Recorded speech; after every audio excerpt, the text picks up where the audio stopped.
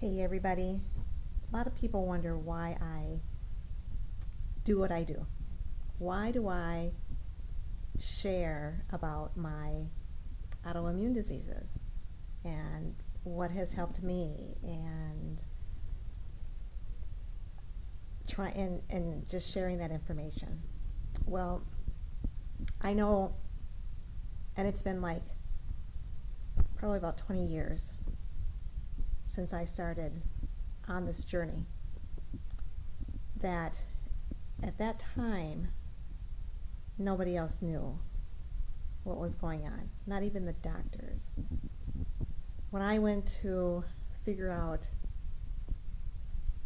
why I was breaking out in rashes, or why I wasn't feeling good after every time I ate, or why was my energy level, like this, or it's just a variety of things. And so when I went in to inquire, by the way, my acupuncturist put me on um, gave me the clue about gluten. And so he said, you should go get tested for that. So when I went to the doctor to ask about being tested, he's like, well, okay, I asked him for a specific test, the IgG test, and he's like, okay. So he did it, and then he says, okay, I got your results back, but I have no clue what they mean. So I went on the internet, and I had to do my research to figure out, and I said, that's okay, I'll know what it means. And I did. I was able to figure out what was supposed to be a normal or not a normal. But, back in 2000, 20 years ago, that wasn't on the radar for anybody. And now it's like everybody's checking into it. People even want to eat it when they don't even have to eat gluten-free because they just feel better. But mine is more than just gluten-free. I mean, they say that if you have one autoimmune disease, you're going to have another one. Well, mine actually started with fragrances, not just, and then it went to eating, and then it went to my thyroid, and it just was one thing after another.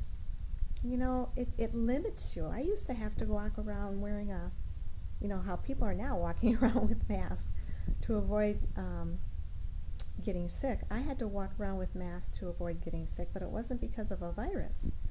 It was because of all the chemicals in the air and how the fragrances, how it would hit me. And people look at you like you're crazy. Now they look at you like you're crazy if you don't wear one.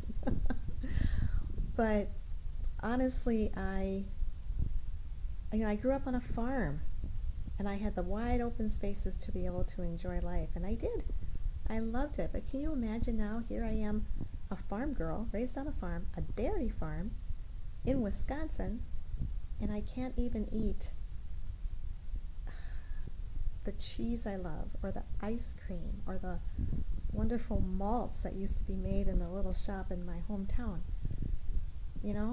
or the normal pizza. But the point is, between this 20 years, even though I had to do a lot of research on my own, I was able to do it. And there have been so many more strides since then. There's so much more information out there because more people have these issues. And so there's been a lot of research done, and doctors are more into it. I can't say all of them are. You have to find the right ones. But you still have to do your research and that can allow you to be you and not lose your freedom to do the things that you really enjoy. So yes, I've had to do this, but I want to share this information with others so that if it helps you to get through your autoimmune issues and disorders, to be able to enjoy your goals and get your freedoms back so you're not so limited anymore, to be able to enjoy life, to be able to enjoy association and food, I'm happy to do it. And if it can do it without you having to go through all the research that I did, even more so. But what works for me may work for you, it may not. But there's so much out there now, so much more out there that can be done. And That's why I focus on it, because I enjoy life. Sometimes it's just a mindset. We have to change it. I have foods that now replace those cheeses and those ice creams that I couldn't have before. It requires sometimes more time for me to make them if I really want them, but I can still do it. It's a change of mindset. So hopefully this has been a little insight into your life. It doesn't have to be so restrictive at all. So, little tidbit there, and I hope you can enjoy the rest of your day.